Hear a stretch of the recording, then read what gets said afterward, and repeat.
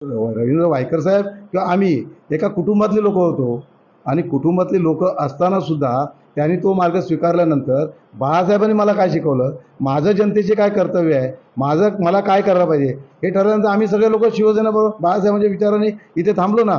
मिळालं तर पण सहन म्हणजे जेलमध्ये जावं लागलं असं अशी परिस्थिती होती म्हणून त्या गोष्टीला कदाचित विचार करावा लागला मजबुरीमध्ये. एक गोष्ट कशी आहे की त्यांनी काही केलंच नव्हतं असं त्यांचं मत होतं आणि आज सरकारनं देखील त्यांना क्लीन चिट देऊन एका बाजूने हे केलं आहे. मग त्यांनी काही केलंच नव्हतं, काय झालंच नसतं ना.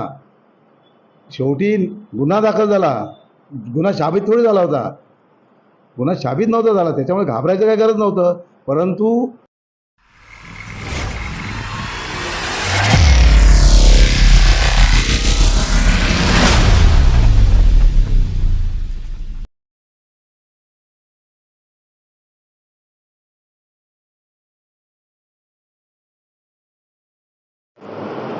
नमस्कार, मी अतुल जैन. अतुल आपली बातमीमध्ये आपल्या सर्वांचं हार्दिक स्वागत करतो. आज आपण आहोत जोगेश्वरी विभागामध्ये. आज आपल्यासोबत उद्धव बाळासाहेब ठाकरे गटाचे मान्य बाळासाहेब आहेत, माजी नगरसेवक आहेत आणि गेली अनेक वर्ष त्यांचं या विभागात नाव आहे. ते सही कामं करताना सगळ्यात पुढे ते असतात आणि आज काही विषय घेऊन आपण त्यांच्यासमोर आलेलो आहोत. त्यांना काय प्रश्न मांडायचे आहेत आणि ते आपण जाणून घेण्यासाठी या ठिकाणी उपस्थित आहोत. बाळासाहेब, आपलं हार्दिक स्वागत आहे. बाळासाहेब, ज्या पद्धतीने आपण आज काहीतरी विशेष सांगण्यासाठी उत्सुक आहात, महत्त्वाचा काय विषय आहे साहेब, काय सांगाल? या ठिकाणी जोगेश्वरी पूर्व विधानसभा क्षेत्र ह्यामध्ये गेल्या अनेक वर्षापासून शिवसेना प्रमुखांच्या विचाराने प्रेरित झालेले सगळे लोक आहेत, मतदार आहेत आणि त्यांच्या माध्यमातून गेल्या अनेक वर्षापासून या ठिकाणी शिवसेनेचे उमेदवार किंवा शिवसेना लोकप्रतिनिधी निवडून आले. त्याच्या माध्यमातून जी कामं केली जात आहेत ते लोक त्याचा आनंद घेत आहेत, त्यांना सुविधा मिळत आहेत. अलीकडच्या काळामध्ये जी परिस्थिती निर्माण झाली आहे त्याच्यामध्ये जे काही पूर्वी शिवसेनेच्या माध्यमातून नगरसेवक असतील, आमदार असतील किंवा खासदार असतील शिवसेना उद्धव बाळासाहेब ठाकरे पक्षाचे, तर त्यांची कामं झाली आहेत ते अलीकडच्या काळामध्ये कोणीतरी श्रेय लाटायचा प्रयत्न फार मोठ्या प्रमाणात चालू आहे. त्याचं एक उदाहरण आहे की मेघवाडी विभागामध्ये एक आदर्श मेघवाडी SRA योजना चालू आहे. गेल्या अनेक वर्षापासून ती रखडली होती. या विभागातील जे काही रहिवासी आहेत ते आमचे शिवसेनेचे कार्यकर्ते आहेत, त्यांच्या माध्यमातून पाठपुरावा करून तो प्रकल्प मार्गी लावण्यात आला. त्याच्यामध्ये आमचे अनेक पदाधिकारी आहेत, विश्वनाथ सावंत असतील, KL पाठक असतील, तिथलं उदय राणे असेल किंवा सुभाष मांजरेकर असेल, मी स्वतः आहे. आम्ही सगळ्यांनी मिळून तो प्रकल्प मार्गी लावला. त्या ठिकाणी विकासक नवीन कोणी येत नव्हता. KL पाठक साहेबांनी एक रिक्वेस्ट करून एकाला समोर आणून तो त्याच्यासाठी तो पूर्ण मार्गी लावण्यासाठी फार प्रयत्न केले. परंतु हे सगळे कार्यकर्त्यांचे श्रम हे कुठेतरी लोकांच्या याच्यातून लक्षातून काढण्याचे प्रयत्न सुरू आहेत आणि आता तातडीने त्या ठिकाणी निवडणुकीचं हे समोर ठेवून तातडीने त्याचं चावी वाटपचा कार्यक्रम आयोजित करण्यात येतो आहे. मला वाटतं तो प्रोजेक्ट, त्या प्रकल्पातली घरं गेल्या अनेक दिवसापासून 4 ते 5 महिन्यापूर्वीपासून ती तयार आहे आणि तरी देखील लोकांना ते चावी वाटप मिळत नाही. त्याचं कारण की ते त्याचं कोणाला तर त्याचं क्रेडिट घ्यायचं आहे. मला एवढं माहिती आहे, मला एवढं कळतं की लोकांच्या सुविधेपेक्षा आपली क्रेडिट फार महत्त्वाची नाही आहे आणि ते कोणी करता कामा नये. पण हे प्रकार आता सध्या सुरू आहेत. 3 महिन्यापासून तिथल्या रहिवाशांना भाडं नाही आहे.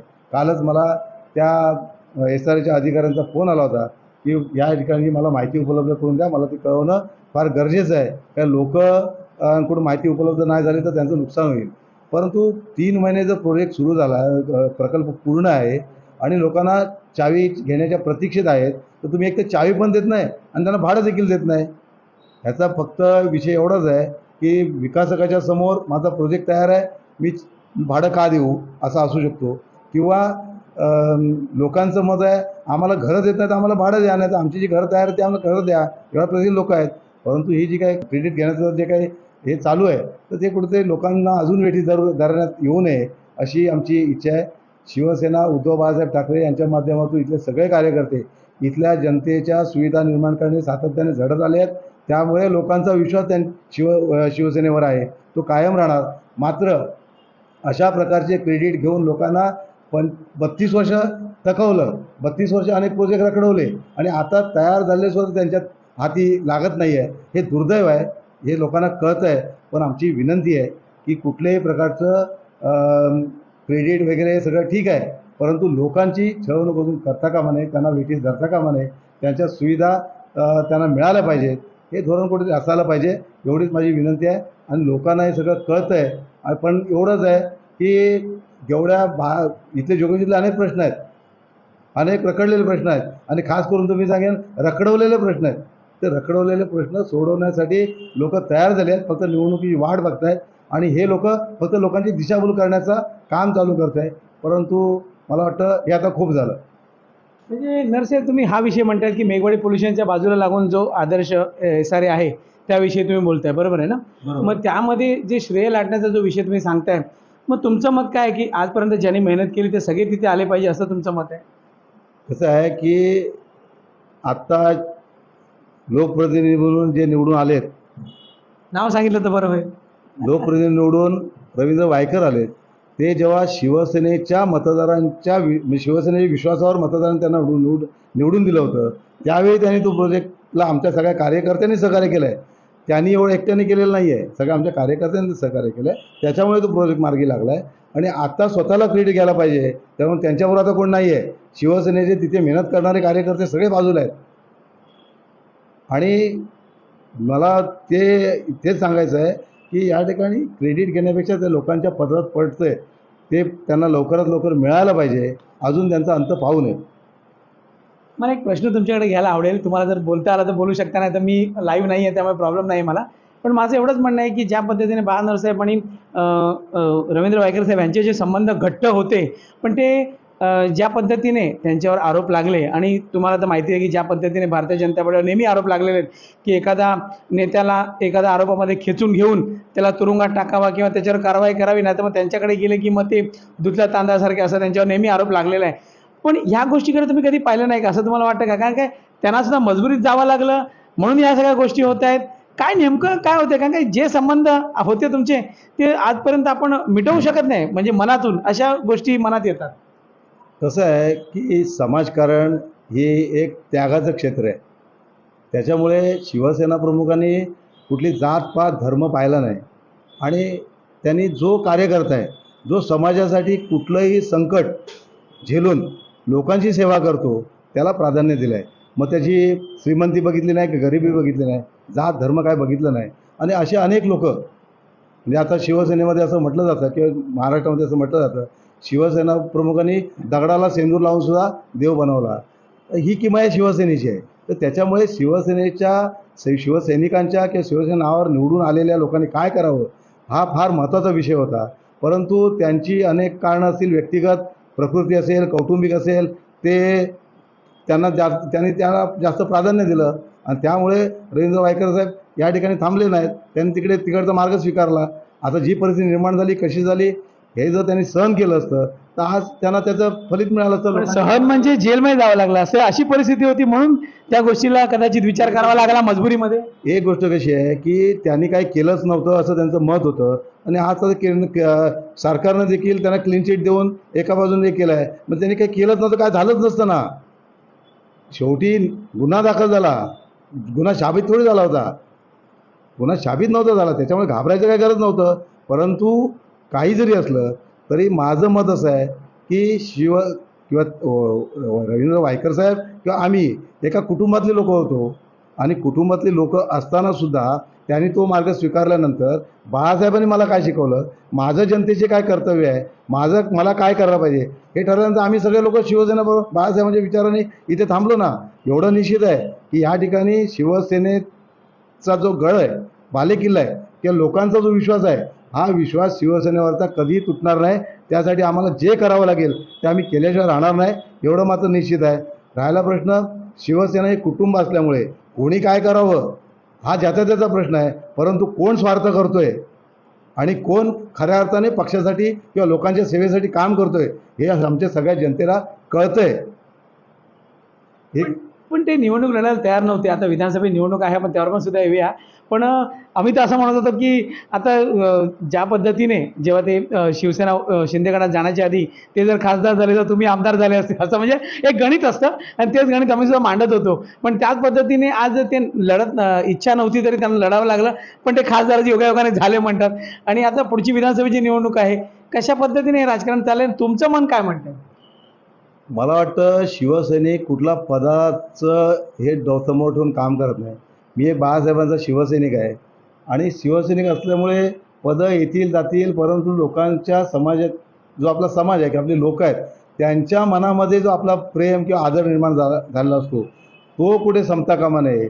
आणि ह्यासाठी ते निवडणुकीला उभे राहिले, त्यांना निवडणुकीला उभं केलं, सगळ्या गोष्टी झाल्या, निवडून आले आणि निवडून आल्यानंतरसुद्धा त्यांच्याच कुटुंबातला आता एक माणूस त्यांना आणखीन आमदार करायचा आहे.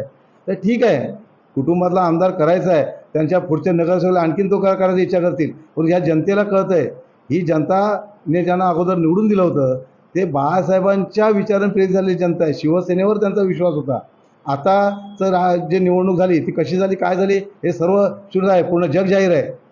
त्याच्यामुळे हे सांगायची गरज नाही. एवढं निश्चित आहे की या ठिकाणी शिवसेनेला कोणीतरी चॅलेंज देईल तर इथली जनता, इथला कार्यकर्ता हा कदापि सहन करणार नाही. तुमच्या बोलण्याला खूप राग व्यक्त होतोय आणि ज्या पद्धतीने जे एक प्रेम होतं ते आज विरोधात 100% जाताना दिसतंय असं वाटतं. आणि तुम्हाला असंच म्हणायचं आहे की कुटुंबशाही असावी ती नसावी असं तुमचं मत आहे थोडक्यात. प्रश्न असा आहे, तत्त्व हे फार महत्त्वाचं आहे आणि त्याच्यामुळे कुटुंब हा एक वेगळा विषय आहे आणि कर्तव्य हे एक वेगळा विषय आहे. त्याच्यामुळे कुटुंब हे आहेच. आम्ही एकत्र होतो, एका कुटुंबासारखे राहिलो, परंतु जे आम्ही ध्येय धोरणं किंवा आमचं तत्त्व घेऊन बाळासाहेबांचा विचार घेऊन चाललो होतो त्या विचारात तडा देऊन जेव्हा स्वार्थ निर्माण आलं त्या ही स्वार्थाच्या बाबतीत चीड आहे. ही प्रखर चीड माझीच नाही, सर्व कार्यकर्त्यांची आहे. ही स्वार्थाच्या बाबतीत आहे. कारण या व्यक्तीने मला सांगा 10 लोकं अशी स्वतःच्या पायावर उभी करणारी अशी तयार केली आहेत. 10 लोकं. कुठल्या कार्यकर्त्याला सहकार्य नाही, कुठल्या लोकांना सहकार्य करण्याची जी भाषाशैली आहे हे सगळं लोकांना अनुभव आहे.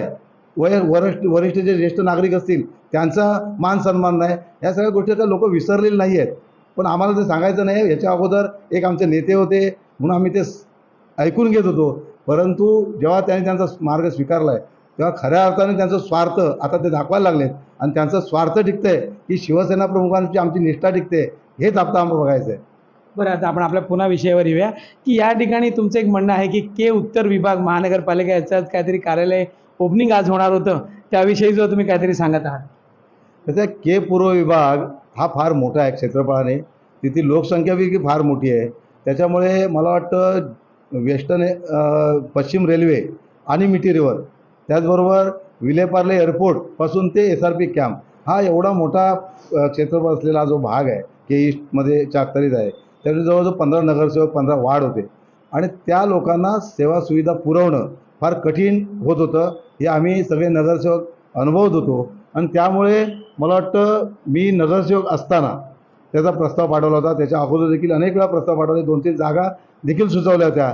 मला वाटतं ट्रामा केअर हॉस्पिटलच्या बाजूला एक महानगरपालिकेचा CTS नंबर 50 आणि 51 हा जो आहे तो राखीव आरक्षित होता. त्या ठिकाणी हे व्हावं असा आमचा प्रस्ताव. त्याच्यानंतर मग जिथे महानगरपालिकेची जागा असेल त्या ठिकाणी ते दुसरं विभाजन होऊन दुसरं कार्यालय व्हावं असा आमचा प्रस्ताव होता. आणि मला वाटतं त्या प्रस्तावाच्या अनुषंगाने ते मार्केट मंडई आता मंडईमध्ये के नॉर्थचं कार्यालय सुरू होतं आहे. ही सुद्धा जे काम आहे हे शिवसेना उद्धव बाळासाहेब ठाकरे यांच्या माध्यमातून सगळ्या नगरसेवकांचं त्याच्यामध्ये सहकार्य होतं, प्रस्ताव होता आणि ते आज लोकांना अर्पण होणं गरजेचं आहे. परंतु आज देखील त्याचं काम पूर्ण झालेलं नाही आहे, अर्धवट आहे. ते सुद्धा निवडणूक डोळ्यावर समोर ठेवून या ठिकाणी त्याचा तातडीने मला वाटतं महाराष्ट्राचे मुख्यमंत्र्यांच्या हस्ते त्याचा शुभारंभ करण्याचा आज कार्यक्रम होता. परंतु हे देखील श्रेय लाटण्याचंच काम आहे. एवढं नक्की आहे की ह्या विभागामध्ये जोगेश्वरी पूर्व विधानसभामध्ये अनेक प्रश्न आहेत आणि ते सर्वसामान्य लोकांच्या याच्याशी निगडीत आहेत, दैनंदिन जीवनाशी निगडीत आहेत. ते प्रश्न 32 वर्षामध्ये स्वतःहून सोडवले गेलेले नाहीत. ते जेवढे शक्य होईल तेवढे रखडवले गेले.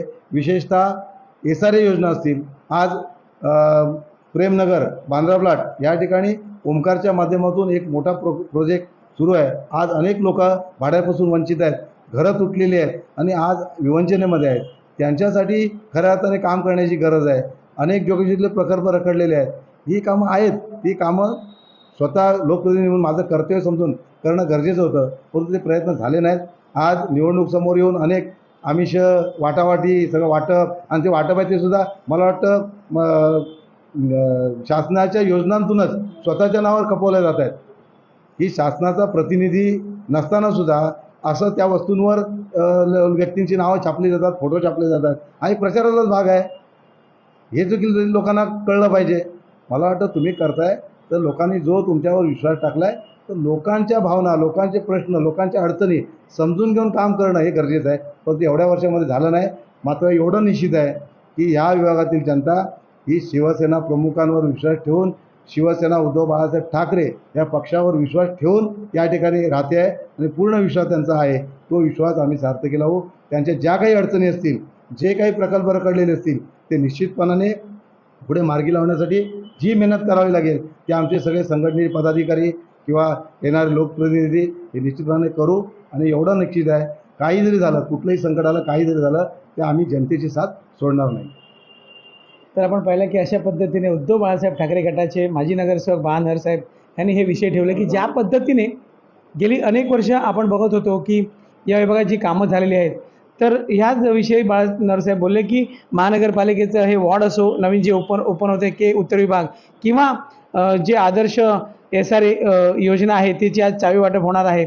तर अशा पद्धतीने ह्या ज्या योजना आहेत ते फक्त त्या एकट्याने कोणी श्रेय लाटू नये, त्याच्यात आमचं सुद्धा सहकार्य आहे असं त्यांचं म्हणणं आहे. लोकांना त्या मिळायला पाहिजे, वेळेवर लोकांना त्याची सुविधा मिळाली पाहिजे ह्याचं त्यांचं नक्कीच मत आहे.